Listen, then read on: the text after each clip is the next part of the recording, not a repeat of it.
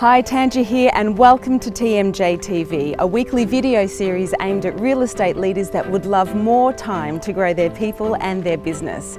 Did you know that leaders spend up to 80% of their time navigating the people, performance and productivity issues within the business? Now this means their focus is off recruiting for results, delivering strategies for success and gaining the market share that they desire. Well, I'd love to help. Every single week I'm going to share insights and free downloadable tools to help you and your people achieve your success in the least amount of time. I hope you enjoy this next episode of TMJ TV.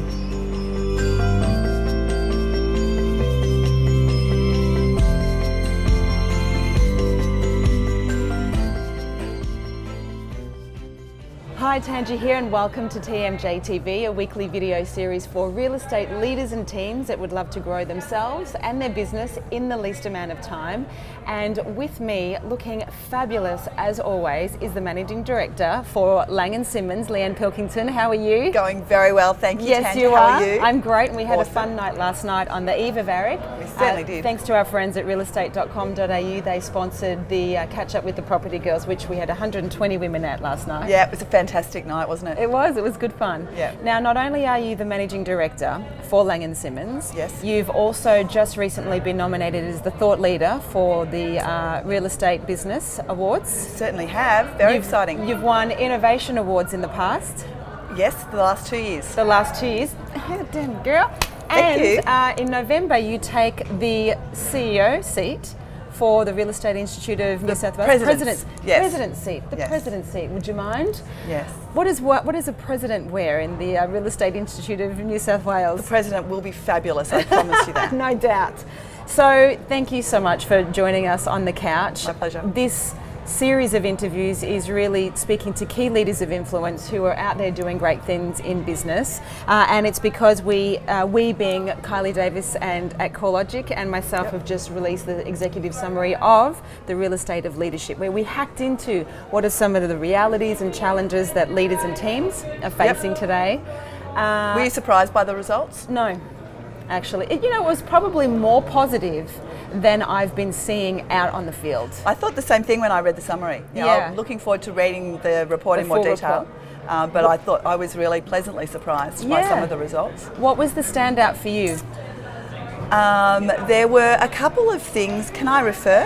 Yeah, Would that of course. be okay? Yeah, there's these key points here are probably the top ones. Yeah, absolutely. It was 82% of the business owners feel that they are qualified to be leading the business, which I thought was, I know that sounds silly, but what you see out there is often it's really good salespeople that decide they want to do it for themselves, and they are still really good salespeople, so they're not necessarily seeing themselves as business owners. Yeah. So to see that result, It's pretty high. It was fantastic. And that's good. And the second part of that question is they're also willing to learn.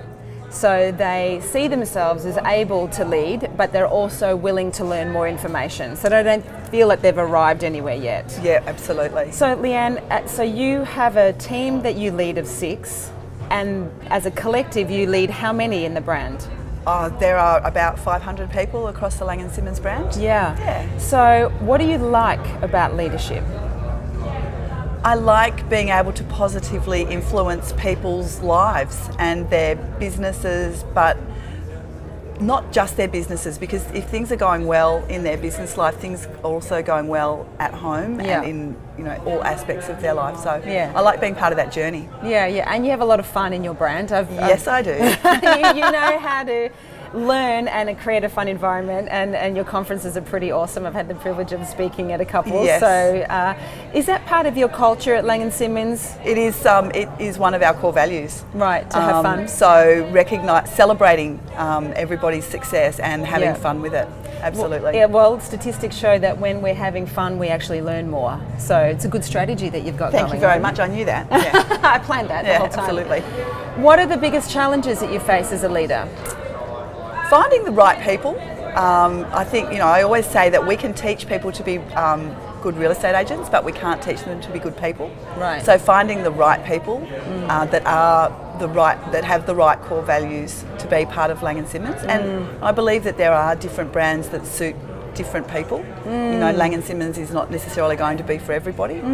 So finding those right people to be franchisees, but also finding the right people to be part of the teams for our business owners, that's probably the biggest challenge. How do you do that? Because retention is great when you have it, but the costs and the impacts to high turnover is significant. Research shows that it can cost a business anywhere up to $100,000 to replace a full-timer. Now that's someone not on commission, so it wouldn't be an agent, but someone that's working in your business full-time. How do you retain your people? My people have come to me because they actually want to work for me. Yeah, right. Which I found really bizarre, to be perfectly frank. I didn't even think about that at the time, but now all of my senior people have come because they want to work for me, and I think it's because they know that we do have a lot of fun at Laing+Simmons, but I've also got a reputation of not micromanaging people, of letting people actually, you know, they know what they have to achieve, and the way they go about it is up to them.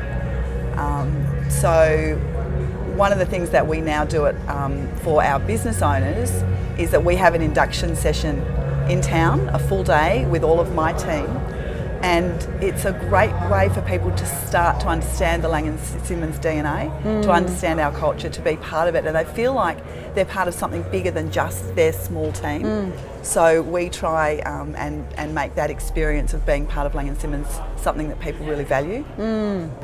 How do they demonstrate that they're valuing working in the brand? What are you seeing? What's the level of engagement like with the leaders that you induct and then bring in and are working with you?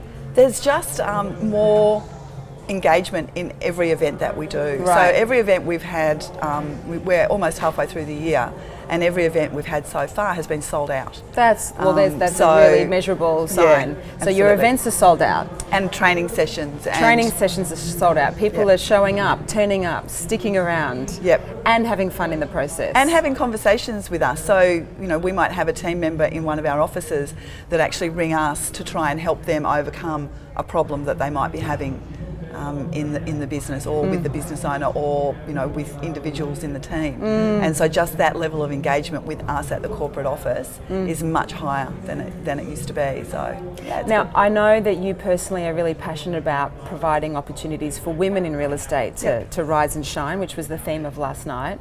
And you're a living, breathing example of, you know, a woman can lead well and lead powerfully. Why do you think that there aren't as many women in real estate as there are in other industries? Yeah, it's a great question. I think that it's an expensive business to get into, as from a business ownership perspective. I think that women are not always as willing to put their hand up and have a go. It's a different dynamic, and you and I have spoken, you know, on and off camera before about we're both keen to have a gender removed from the agenda, and it's not about men or women, it's just about celebrating greatness. However, 90% of home purchases are made by women.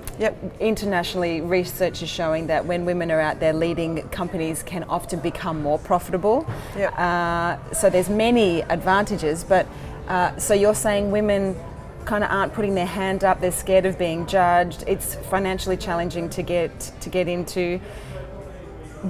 Why would you invite them to join real estate? Why would you encourage them to put their hand up and step out? I think women make better real estate agents, and that's not to take anything away from the blokes. You know, my very best friends are men, and there's some great male agents, but women just do it differently. They bring a different dynamic to the business and to the real estate transaction. And as business owners, they're more empathetic. They run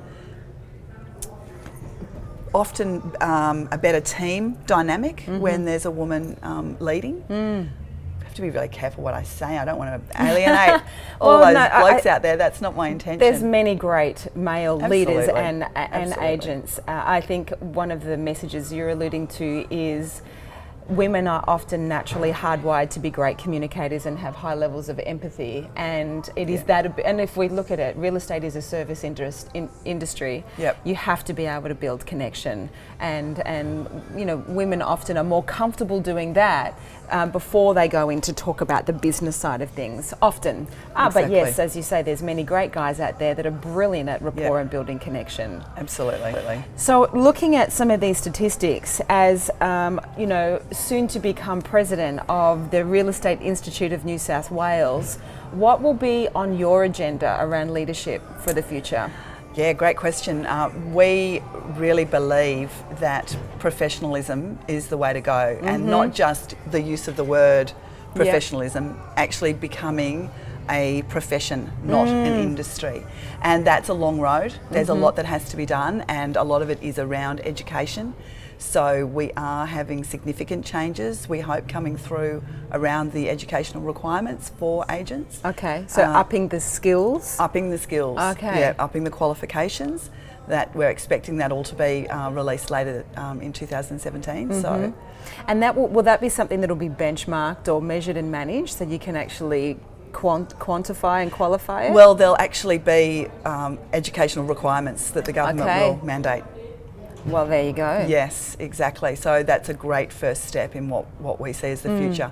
Because the reality is there's downward pressure on fees and on margins. We've got low price operators coming into the real estate market, and they're not going to go away.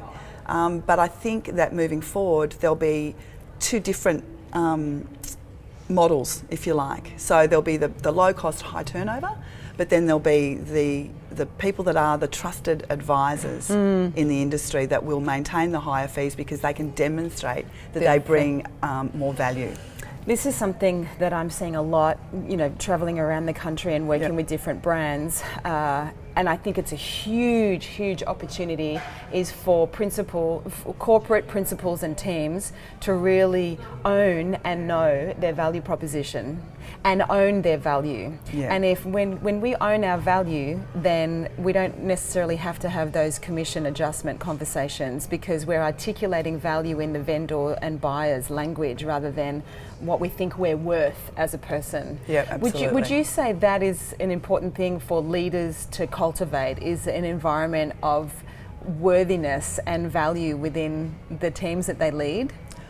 Definitely. I think people need to be very clear on the value that they bring to a transaction, because I'm not sure that all real estate agents actually are clear on the value. I agree. Because the market that we have been in for some time, particularly in Sydney, is every piece of stock you get on the market you can sell, and you can sell for a record price, quite often. Once that market changes, the real value of an agent comes to the fore. So people that have not been part of that market potentially don't understand what their value proposition really is. So it is up to the principals to be very clear and help their people become very clear on what that is. And when we're clear as leaders and when we're clear as agents, we can walk into the lounge room or sit at the kitchen table clear, and people, you know, vendors and buyers want to be dealing with someone that's clear and confident, knows what they're talking about. Absolutely. And that helps build trust and transparency. Yeah. So, final question, if you imagine yourself 5 years in the future, Yes. as having been the president of the Real Estate Institute of New South Wales, Yes. and still leading a successful team and a great brand, what do you want to look back at and be most proud of? What's your flag in the Yeah, that's a really great earth? question. The reason I got onto the board of the REI in the first place was around those educational standards, because you know, back in the old day, the standards were much higher than they are today. Now. So for me to be able to look back and see that those standards have been improved, to see that we have better qualified, better educated agents coming out into the market, that will be a great win for me. And also to be able to encourage more women to come onto the board, to become president, to do those things, as well as to become business owners and take whatever the next step is for them in their career. If I can provide some kind of encouragement to women to get more involved in the industry, then yeah, I'll be happy. Well, honey, you are doing that every day and looking fabulous at at the same time, so you Thank can you be very much. successful and stylish and make a difference. And you know, really acknowledge you for the contribution that you've been being for women, particularly in real estate, but all those fellas too. So Thank all you. the best for your new presidency to kick off in a couple of months. It's around the corner. It certainly is. And we'll see you very soon on TMJ TV. Thank you very much. I hope you found that useful. If so, please like it and share it. And if you'd like access to the free downloadable tool, just click on the available link. If you also have any questions or challenges, specifically in the area of leadership or mindset, just write it in the comments below, and where possible, I'll provide solutions to your requests. Remember, let love lead, and you can turn your workforce into the life source of your business. I'll see you next week for more TMJ TV.